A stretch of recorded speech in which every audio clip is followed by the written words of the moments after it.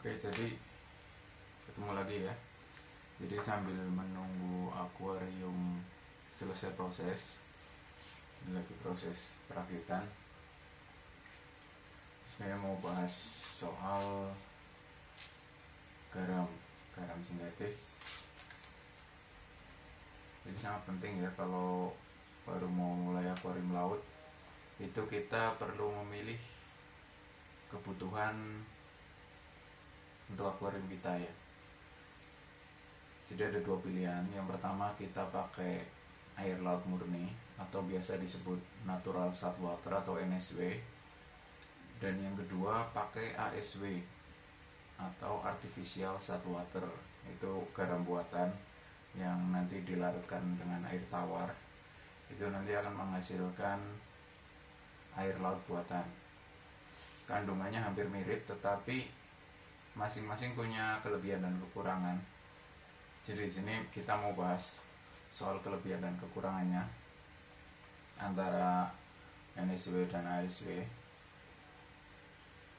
Pertama kita bahas dulu soal NSW atau natural salt water. Kita bahas pertama kelebihannya ya.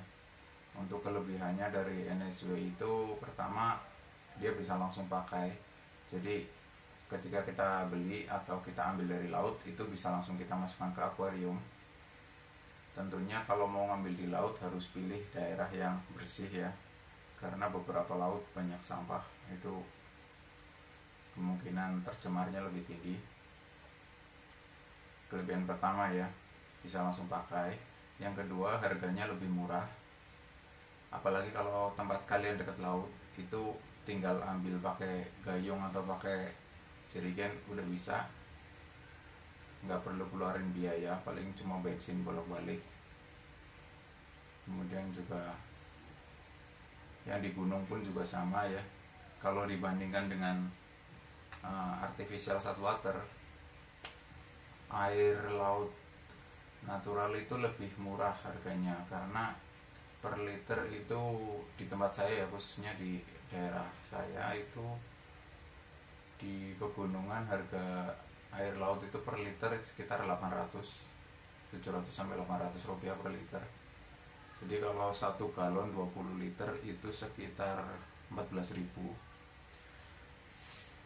Sementara kalau pakai artificial ini relatif lebih mahal ya, karena kalau kalian cari di online itu harganya sekitar 25.000 sampai ratusan ribu, tergantung beratnya. Jadi paling murah itu 25.000 untuk garam sintetis.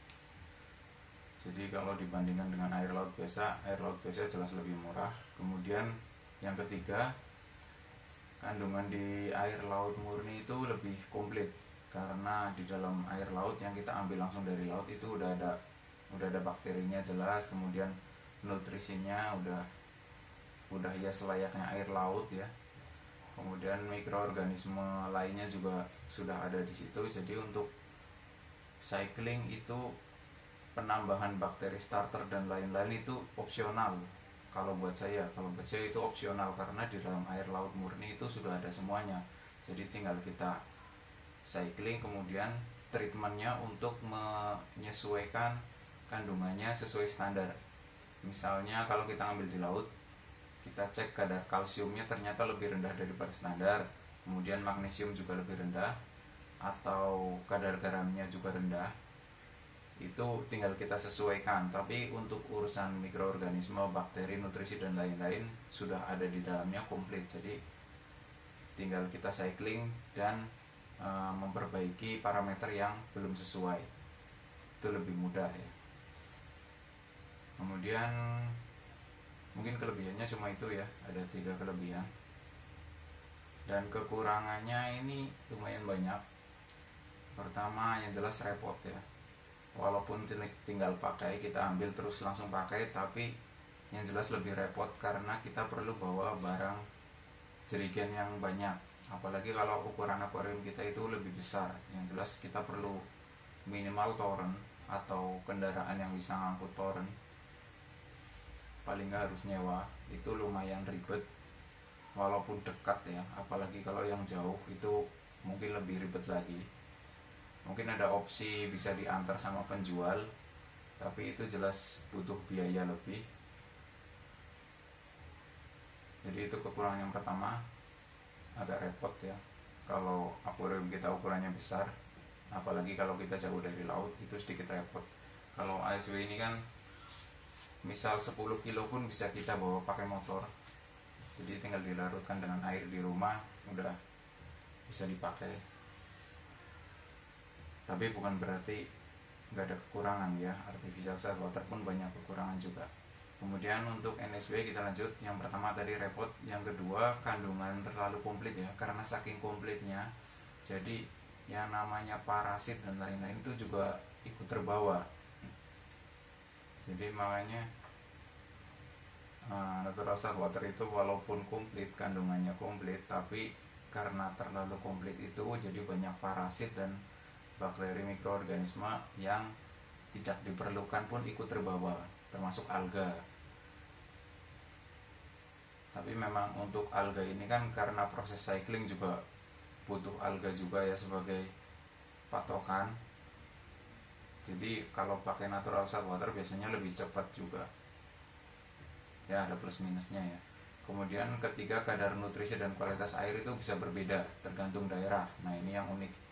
Kalau saltwater, kalau artificial ini, garam sintetis, kadar mineral atau nutrisinya itu sudah terjamin dari sananya, itu sudah diukur ya, sudah ditakar, jadi rata-rata bisa dipastikan kadarnya sama. Tapi kalau natural saltwater atau air laut alami itu nutrisinya dan kualitasnya itu tergantung daerah.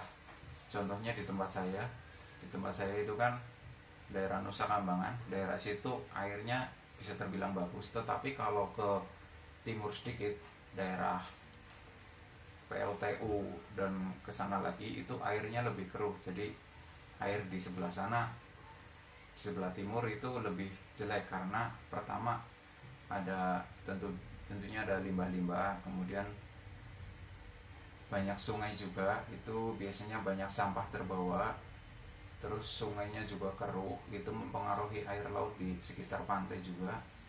Jadi kalau mau ambil air laut itu sedikit tips, pilihlah daerah yang bersih, jauh dari sampah, kemudian jauh dari pabrik juga.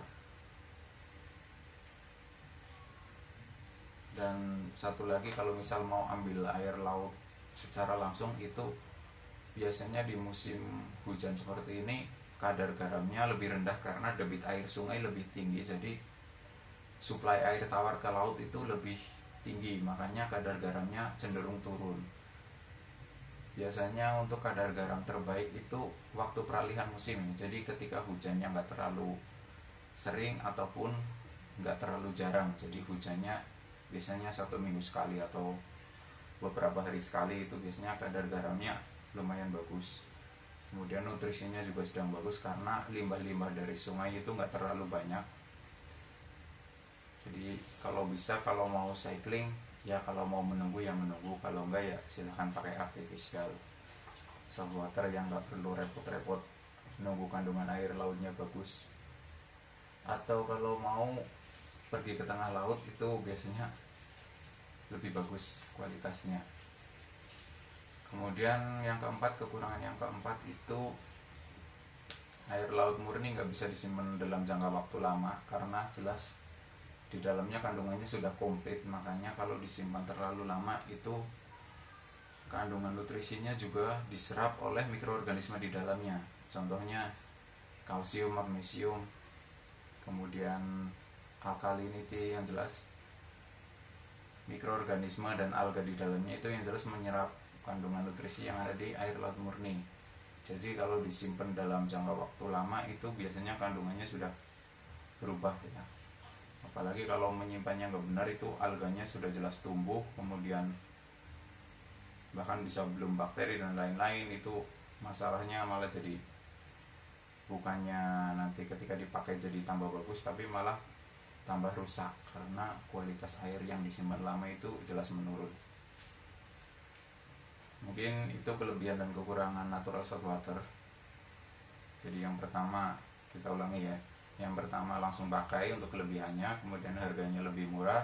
Terus yang ketiga kandungannya komplit, dan kekurangannya repot karena kalau beli banyak itu harus tempatnya juga harus banyak, harus besar.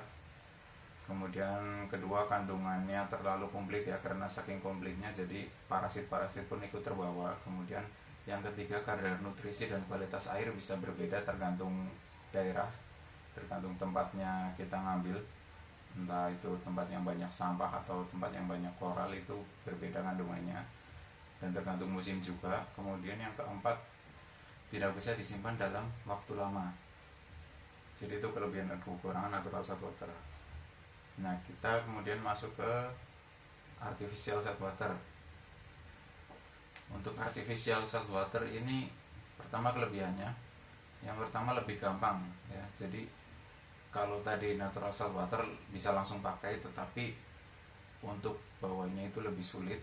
Tapi artificial salt water itu lebih gampang karena kemasannya lebih ringkas dan dia juga dalam bentuk serbuk. Jadi kita bawanya bisa di keteng, walaupun beli banyak tapi bisa dibawa pakai motor ya, minimal pakai motor, lebih mudah bawanya yang jelas.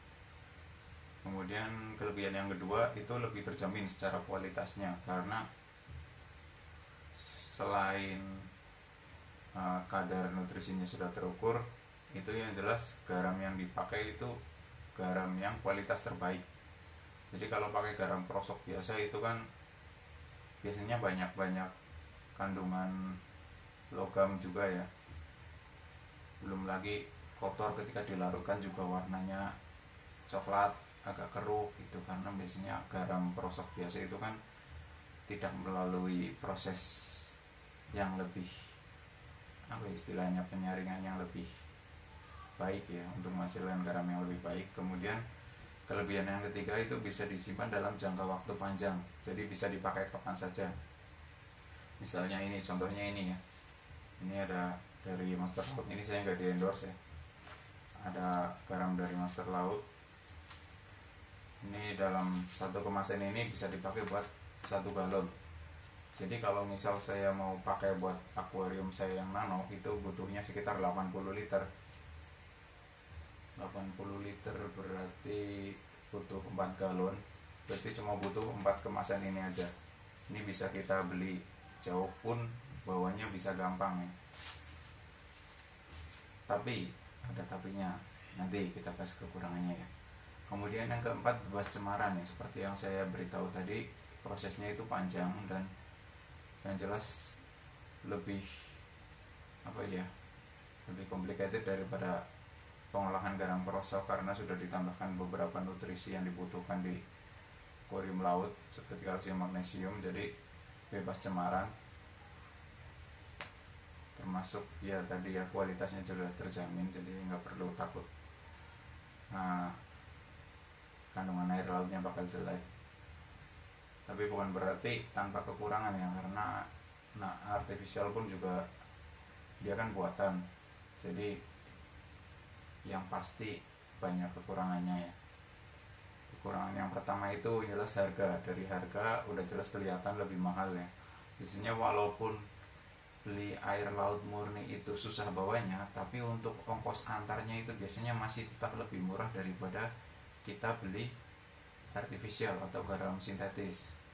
Itu kalau di total bisa lebih mahal juga garam sintetis, harga lebih mahal. Kemudian yang kedua, pemakaian sedikit repot ya, karena kita harus melarutkan. Mungkin bawanya gampang dari tempat penjual ke tempat kita, tapi di tempat kita itu harus dilarutkan dulu, dan melarutkannya itu harus menggunakan air yang TDS-nya itu mendekati 0. Jadi kalau TDS-nya tinggi, itu kemungkinan kandungannya berubah juga semakin tinggi. Jadi percuma kalau pakai artificial tapi pakai air sumur biasa, nanti kandungannya juga nggak sesuai dengan yang di tabel standar ya. Kadang malah jadi bisa kacau, atau lebih baik, atau malah justru jadi lebih jelek. Jadi resikonya itu kalau pakai air sembarang air. Jadi untuk melarutkannya itu sedikit repot. untuk alternatifnya biasanya kalau memang sangat susah mencari air isi ulang juga belinya mahal juga. Jadi dan belum tentu TDS-nya nol juga ya. Terus alternatifnya yang murah ya nadahin air hujan. Air hujan itu kan TDS-nya nol ya. Jadi kalau mau hemat ya pakai air hujan. Cuma memang mungkin nggak steril ya. Kayak RO. Kalau RO kan sudah jelas dia disteril ya. Kalau memang benar-benar RO ya itu disteril pakai ultraviolet. Tapi kalau air hujan itu kemungkinan ada bakteri lebih tinggi walaupun TDS-nya mendekati nol. Tapi itu alternatif yang murah kalau memang susah nyari air isi ulang yang murah dan TDS-nya rendah, itu air hujan bisa jadi alternatif. Dan untuk nadahinnya juga harus langsung di bawah hujan ya, jadi nggak lewat atap dulu, karena di atap itu kan juga misal atap rumah kita seng itu kan biasanya ada karat atau kotoran-kotoran yang bisa meningkatkan TDS. Jadi percuma kalau ditadahin, tapi kalau lewat atap rumah itu percuma ya. Kemudian yang ketiga kekurangannya tidak mengandung mikroorganisme, jadi perlu namanya bakteri starter. Seperti kita bahas tadi di natural saltwater itu kan kandungannya terlalu komplit sampai parasit pun ikut terbawa. Dan kalau di artificial ini, di garam sintetis ini justru kebalikannya, karena dia sintetis, dia garam kering kemudian dilarutkan di air tawar, jadi mikroorganisme di dalamnya itu sangat minim, bahkan hampir nggak ada. Jadi perlu kita tambahkan bakteri starter. Makanya kalau bakteri starter itu kalau di artificial atau di garam sintetis itu wajib, tapi kalau di natural saltwater atau air laut alami itu bakteri opsional kalau buat saya. Karena bagaimanapun juga kandungan air laut murni itu lebih kaya, jadi bakteri di dalamnya juga sudah pasti lebih banyak. Nggak perlu pakai bakteri starter, tinggal nanti kita beri pemicu. Kalau biasanya orang pakai udang ya buat indikator apakah nitrogen cycle-nya sudah jalan atau belum. Nanti kita bahas kalau saya sudah mulai cycling ya. Sementara akuarium masih lagi proses pembuatan, jadi sepertinya masih agak panjang prosesnya. Belum lagi nanti untuk ya mungkin nunggu air lautnya agak bagus di daerah saya, karena sekarang hujannya lagi intensitasnya lagi tinggi-tingginya, kemudian juga lagi banyak daerah banjir, jadi sampah di pantai itu banyak banget dan cemaran-cemaran juga pastinya lebih banyak. Karena rencana saya untuk awal itu saya pakai natural saltwater, jadi nggak perlu nambahin bakteri starter, tinggal tuang terus jalan. Bukan karena lebih murah ya, tapi karena lebih kandungannya itu memang diperlukan. Kandungan mikroorganisme di natural saltwater itu diperlukan, karena bagaimanapun air laut buatan itu kan ada batasannya ya di mikroorganisme itu tadi ya. Walaupun kita dosing bakteri pun kan bakteri yang kita dosing itu jenisnya sudah tertera di label, jadi bakteri-bakteri lain yang memang kita perlukan tidak ada di situ ya nggak akan pernah ada gitu, kecuali terbawa sama batu koralnya atau terbawa dari pasirnya, itu bisa lain cerita ya. Tapi kalau di air laut buatan sendiri, namanya bakteri itu selain dari bakteri yang didosing itu kemungkinan munculnya sedikit. Jadi mungkin itu kelebihan dan kekurangan artificial saltwater atau garam sintetis dengan air laut murni. Sekali lagi kalau saya sendiri untuk awal nanti saya mau pakai natural saltwater, karena pertama saya ambil kandungan komplitnya dulu. Kemudian untuk parameter bisa kita sesuaikan sembari proses cycling. Jadi kalau yang lagi booming sekarang kan punya Irfan Hakim ya, ada Hakim lagi bikin reef tank. Nah itu dari awal dia pakai natural saltwater. Jadi dari dulu pun saya seperti itu, pakai natural saltwater. Kemudian untuk water change pakai garam sintetis itu cuma kadang-kadang saja, kalau memang pertama kita nggak memungkinkan ada waktu untuk pergi ke laut buat ngambil air, itu baru kita pakai garam sintetis, karena garam sintetis bisa disimpan dalam waktu yang lama. Dan juga untuk pemakaiannya untuk sekedar kuras-kuras itu nggak masalah, karena bakteri atau mikroorganisme yang dari air laut murni itu sudah lebih dari cukup. Jadi untuk sekedar kuras itu nggak masalah ya, kurang lebih seperti itu. Untuk selanjutnya mudah-mudahan akuariumnya udah segera siap, jadi bisa langsung mulai proses cycling. Kalau bisa ya minta dukungannya, subscribe, komen juga, like dan share, supaya makin semangat update perkembangannya. Kemudian makin semangat juga bikin tank nano ini hidup kembali ya, sebelumnya harus crash, mati. Jadi mudah-mudahan dilancarkan. Sampai ketemu di video selanjutnya. Terima kasih.